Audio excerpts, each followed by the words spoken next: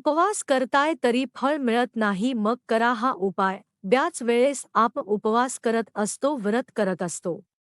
उपवास गुरुवारचे असतात, मंगळवारचे असतात, चतुर्थीचे असतात किंवा नवरात्रीचे 9 दिवस असतात. जेव्हा आपण हे उपवास करतो तेव्हा जर आपण हे एक काम केले तर आपल्याला आपल्या उपवासाचा लाभ नक्की मिळेल. कोणताही उपवास करताना हे एक काम नक्की करावे तरच आपल्याला उपवासाचे फळ मिळते. मग तो उपवास कोणताही असू द्या, कोणत्याही तिथीचा, कोणत्याही सणाचा असू द्या, तर ते एक काम कोणत्याही उपवासाच्या दिवशी नक्की करा. महिला असतील, पुरुष असतील, कोणीही हे काम करू शकतात. जर तुमचा उपवास असेल तर तुम्ही सकाळी लवकर उठावे, अंघोळ करून तुम्हाला हे काम करायचे आहे.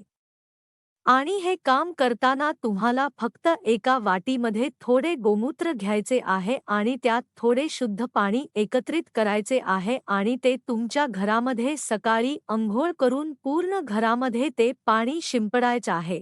घरात जेवढेही रूम असतील त्या पूर्ण रूममध्ये गोमूत्र शिंपडायचे आहे. त्यानंतर तुम्ही तुमच्या दिवसाला सुरुवात करावी, देवपूजा करावी, कारण उपवासाच्या दिवशी जर तुम्ही आधीच सकाळी उठून घर पवित्र कराल तर नक्कीच याचा फायदा तुम्हाला होईल. घरामध्ये सकारात्मकता आणि दैवीय शक्ती नांदेल. जर तुम्ही उपवास करत आहात, जर आधीच तुमचे घर दूषित आहे, तुमच्या घरात नकारात्मकता आहे, कटकटी आहेत, बऱ्याच गोष्टीचे दोष, पीडा आहेत, तर तो उपवास काहीच कामाचा नसतो. म्हणून उपवास ज्या दिवशी असेल त्या दिवशी सकाळी उठून अंघोळ करून गोमूत्र आणि शुद्ध पाणी घरात शिंपडावे. याने घर पवित्र होते, शुद्ध होते आणि नकारात्मकता, वाईट शक्ती घरातून निघून जाते. तर तुम्ही कोणताही उपवास करताना हा एक काम नक्की करा.